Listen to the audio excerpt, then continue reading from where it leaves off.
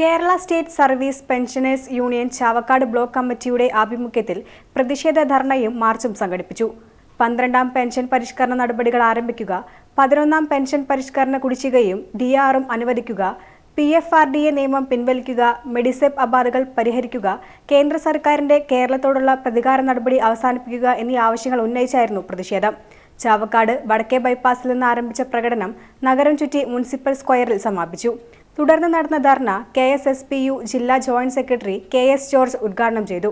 മാത്രമല്ല, നിത്യം ഉപയോഗിക്കുന്ന വയോജനങ്ങൾ ഉപയോഗിക്കുന്ന മരുന്നുകൾക്കും ഈ മെഡിസെപ്പിൻ്റെ ആനുകൂല്യം വേണം. ഇത് നമ്മുടെ ആവശ്യമാണ്. അതുപോലെ അലോപ്പതിക്ക് മാത്രമാണ്, ഇംഗ്ലീഷ് മരുന്നിന് മാത്രമാണ്, ആയുർവേദത്തിനും ഹോമിയോയ്ക്കും യുവനാനിക്കും ഒക്കെ ഈ ആനുകൂല്യങ്ങൾ കിട്ടണം. ആ മരുന്നുകൾ ഉപയോഗിക്കുന്നവർക്ക് ഇതിൻ്റെ സൗജന്യങ്ങൾ ലഭിക്കാൻ അർഹതയുണ്ട്, ഇതിൻ്റെ ആനുകൂല്യം ലഭിക്കാൻ അർഹതയുണ്ട്. അതുകൊണ്ട് ഇത് വിപുലമാക്കണം. ഇതിൽ വിപുലമാക്കുന്നതിന് ഒറ്റ തടസ്സമേ ഉള്ളൂ. കാരണം ഫണ്ടില്ല എന്ന് പറയുന്ന ഒറ്റ തടസ്സം. 500 രൂപയാണ് വാങ്ങുന്നത്. പെൻഷൻകാരാണ്.